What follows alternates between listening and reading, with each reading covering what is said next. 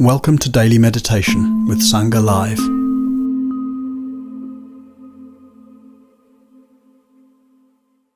So welcome to our fifth day of Daily Meditations with Sangha Live. Working with the topic of practice this week entitled Practicing Insights in Daily Life. And the whole idea is that in Vipassana meditation, insight meditation, mindfulness-based meditation, when you activate the practice of mindfulness or activate mindfulness with differentiated awareness, it triggers off a series of developmental stages. And these stages are called insight knowledge stages. They're also called intuitive wisdom, that you get an insight into the universal characteristics of reality as you go deeper along the path. As human beings, God bless us, we're doing the best we can. We're doing pretty good, I think. Sometimes not so good, but we're doing our best. Can always do better. But the reason we come to this practice is because of something called wrong view in Buddhism, that we see reality. It's nothing wrong with the reality that we see, but we don't see it as it is, that the way we see reality is not in conformity with reality itself. Okay. Now, at least half of that reality is what we project. You know, I'm American, I'm a man, I'm from Texas, I live in Israel, I'm a father, separated, I have children, I have this education. I also am an Aikido teacher. I practice meditation. I practice Vipassana meditation. I practice a Burmese style of Vipassana meditation. I practice a Mahasi tradition. All of these little kind of identities, points of views that we can take going through life. You're a butcher, a baker, a candlestick maker, whatever. Those are fine. But often the worldview that comes with those realities, those perspectives, gets projected onto reality. Okay. And that's not necessarily a bad thing. Sometimes it's not such a good thing, but it's just how it is. And that's part of what we're talking about as wrong view, what we project onto reality. The other part of wrong view is that we see things that are actually impermanent. We just see them as permanent. It has nothing to do with our identities. Things that are actually ultimately unsatisfactory, because they're impermanent, they're unsatisfactory, we see them as permanent, or we fix them as permanent. And then we have all this grasping and clinging going on. That's another part of our wrong view. The third part of our wrong view is we see things that are ultimately empty, that are actually in reality, the ultimate reality, the Dhamma. They're actually empty or non-self or insubstantial. We see them as substantial. We see them as self. Those are the three universal characteristics. And our practice reverses that wrong view gradually over time through the awakening of insight into right view, to where our view is in perfect conformity with reality. That's the journey that we're going on. And when our view is transformed into perfect conformity with reality, there's a liberation to that. There's a freedom to that. The suffering that we kind of create ourselves, not the bad things that happen to us, but how we ruminate on those things and the suffering we cause for ourselves and others around those things is based on a wrong view. And when we make that journey towards right view, where our mind is in perfect conformity with reality, the suffering-based wrong view is gone, and all the suffering that flows down from that wrong view is also gone. Okay?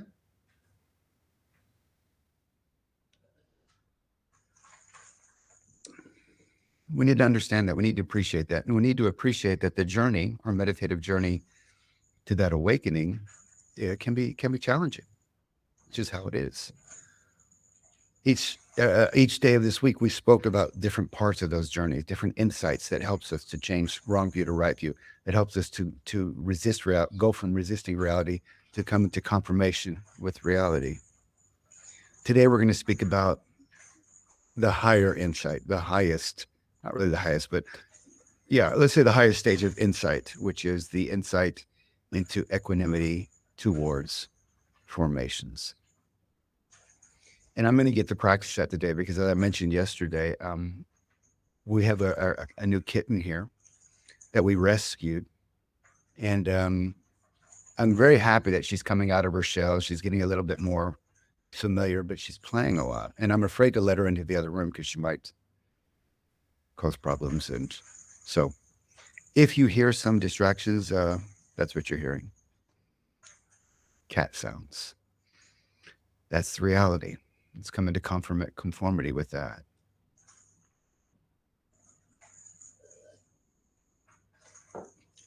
So today is going to be all about equanimity. There's three kinds of equanimity that we generally speak about and or practice in the Buddhist tradition.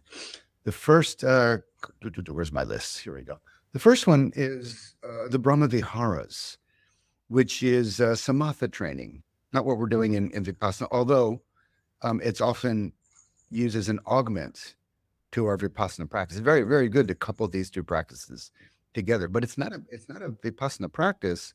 It's a samatha practice because we're repeating phrases of equanimity, like loving kindness, like sympathetic joy. We're repeating these phrases regularly or constantly in our mind using a conceptual object to evoke the state of equanimity. And that's good, but it's a samatha practice. I won't talk about that today. That's number one, Brahma Viharas, the divine abodes.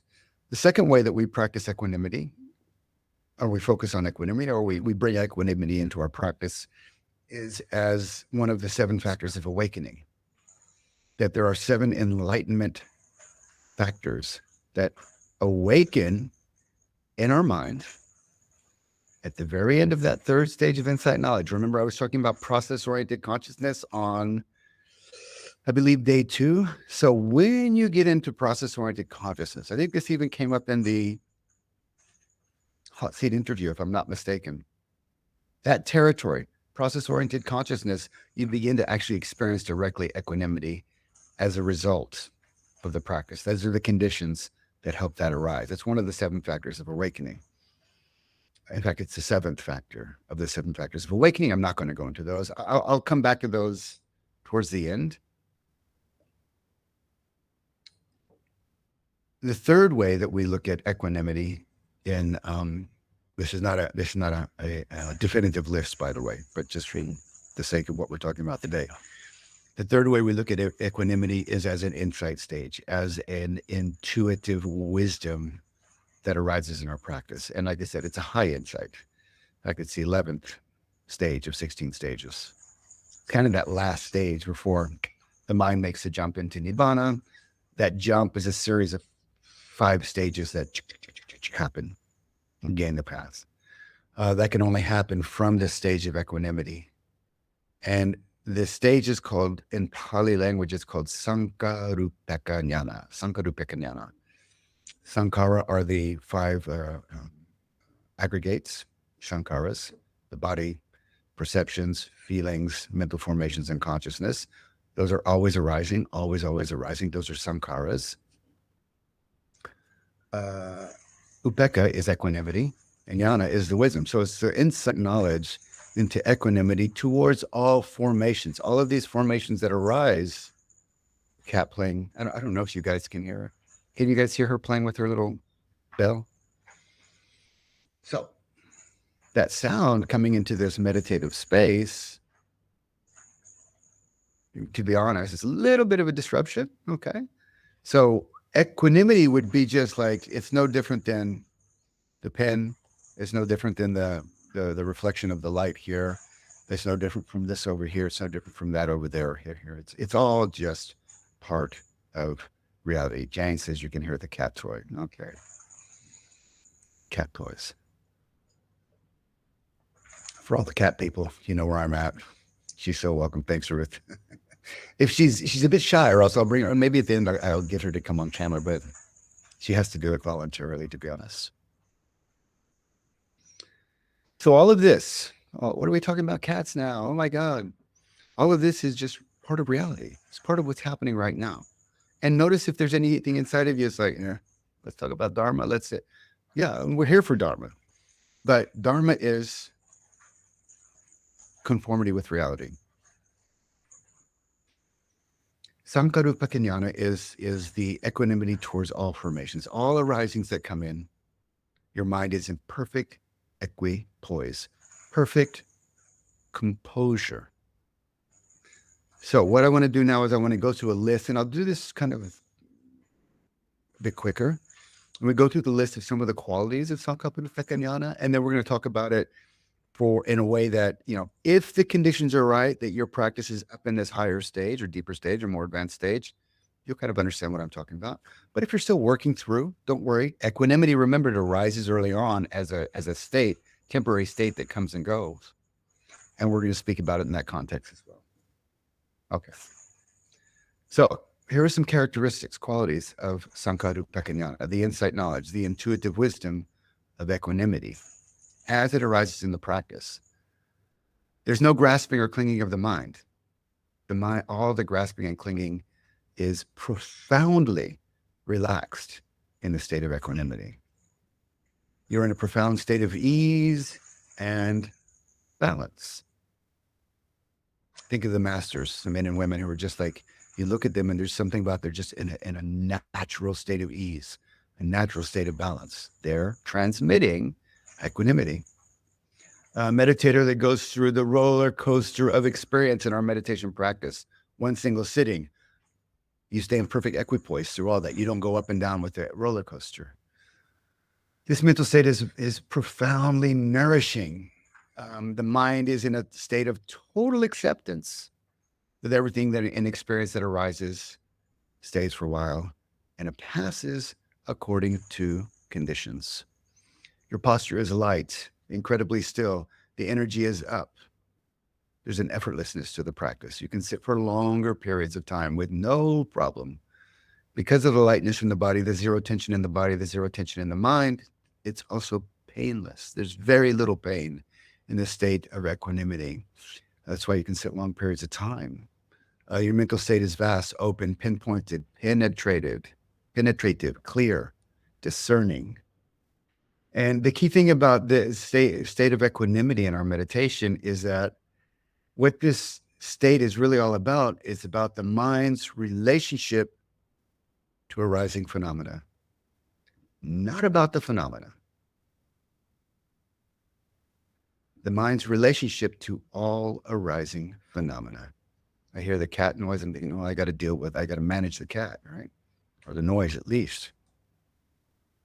That's the phenomena. But my relationship to the phenomena is that I'm in perfect equipoise to it. I might act, I might not act. I don't know. Whatever's appropriate will be informed in that moment. But it's not about the phenomena, it's about the relationship to phenomena. This stage feels like there is absolutely nothing to add to this state. There is absolutely nothing to take away from this state. There's absolutely nothing to do in this state. And there is nothing that is left undone in this state. You feel like you are always in the right place, at the right time, in the right way.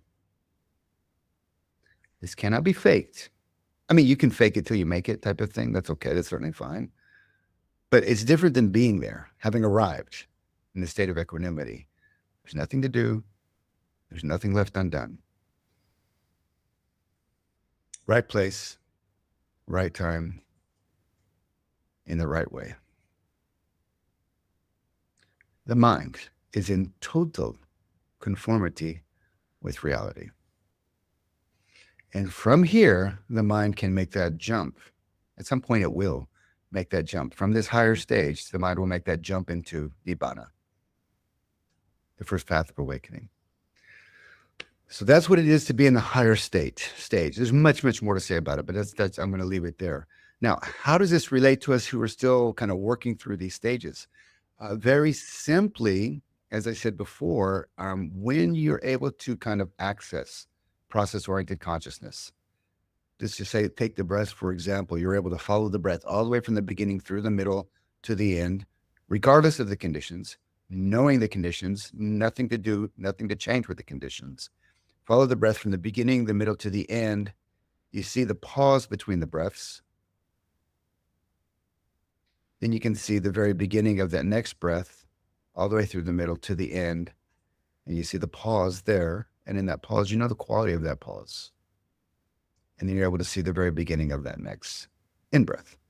That is an example with the breath. Using the breath as an example, that's when you know that the mind is in process-oriented consciousness. It stays with the experience through its changes and sees the beginning, the middle, and the end. At this stage, equanimity starts to pop in. Why? Because at this stage, you start to see the three universal characteristics of of phenomena: impermanence, unsatisfactoriness, and non-self. Non-self, and this is where we're going to kind of go into practice today. This is going to be our key point to remember. Non-self. Where you find non-self, there too you shall find equanimity. These three universal characteristics are cycling through our practice continuously. When we cycle through non-self, there too you shall find equanimity. Early stages of the practice are more about anicca, change. The middle stages, especially what we spoke about yesterday, are more about dukkha, unsatisfactoriness. The higher stages are more about equanimity, non-self. And there you find a lot of equanimity. So let's simplify everything for today's practice. Do your practice. Do your method, whatever you do. And should you see things changing, know that they're changing. Should you see that change start to manifest into unpleasantness, unsatisfactoriness, know that that's an insight. When things become unpleasant and unsatisfying in the practice, breath is tight, I don't like this emotional state, whatever, that's dukkha. You are seeing the Dhamma. Be with that without changing it as much as you can. If it's overwhelming, change it. But if you can stay with it, creating that powerful container of awareness where these things come up, they stay for a while, and they return back into nothing. As that matures, you'll come into anatta, the state of non-self, characterized by timelessness. Past and future disappear. You're just in the now. Characterized by effortlessness. There's just an ease in the practice. Characterized by selflessness. Strong, that kind of dense feeling of me and the dense feeling of others, it's just gone. It's timeless, it's effortless, and it's selfless. Will arise when the conditions are right. Should those conditions arise, there too you shall find equanimity. The mind will be in perfect balance. What I want to say is max it out, but that could destabilize the state. Nurture that state as much as possible. It will change because that's the next characteristic here, impermanence. It is also impermanent. It's going to change. But see, should you find yourself in that practice, nurture it, even for a few moments. Should you find yourself in the other stage, okay. Our practice is held with faith, with a fair amount of patience, a fair amount of persistence. We come back again and again, and a large amount of perseverance that we're just here. We're going to see it through. Okay. Finding a comfortable position. Take a moment and feel the body, being mindful of the primary or dominant sensations in the body.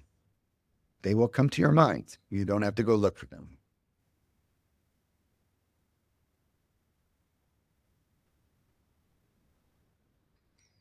Taking a moment and checking in with your breath. And being mindful of the qualities and characteristics of your breaths.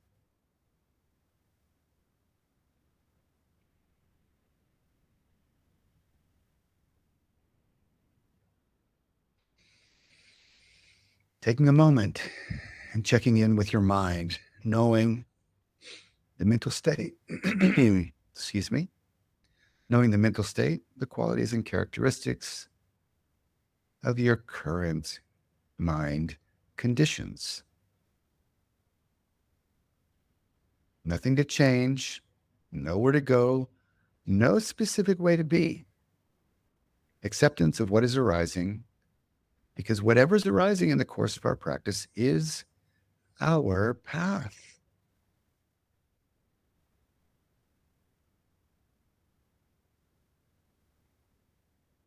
And now settling in on your, let's say, your daily meditation method, your technique, your primary object that you kind of anchor your mindfulness in, for example, the breath. Knowing that the mind is free to move and be mindful of whatever experience is arising. And then when the timing is right, returning back to the primary object, back to the breath, for example. And being mindful of each breath in each moment by moment, breath by breath.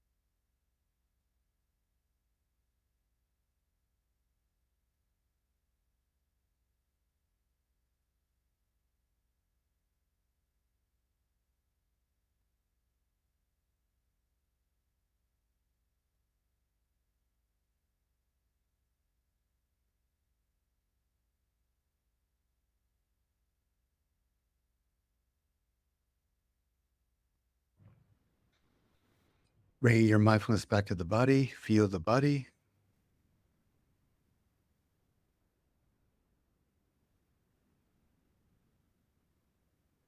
Bringing your mindfulness back to the mind. Know your mental states.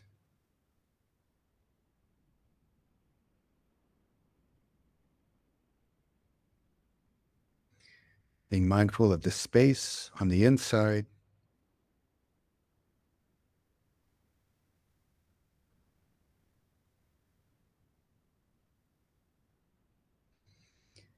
And as you slowly open your eyes, being mindful of the space on the outside.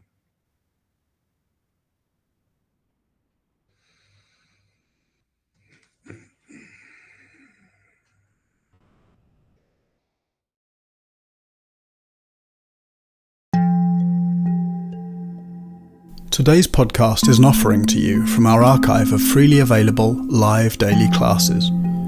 We make wisdom teachings and meditations as freely available as possible to as many people as wish to practice. You can help ensure we can continue to support a worldwide Sangha by leaving a review wherever you get your podcasts, by sharing this with someone who'd be interested, and by offering a small financial support at sangha.live/donate.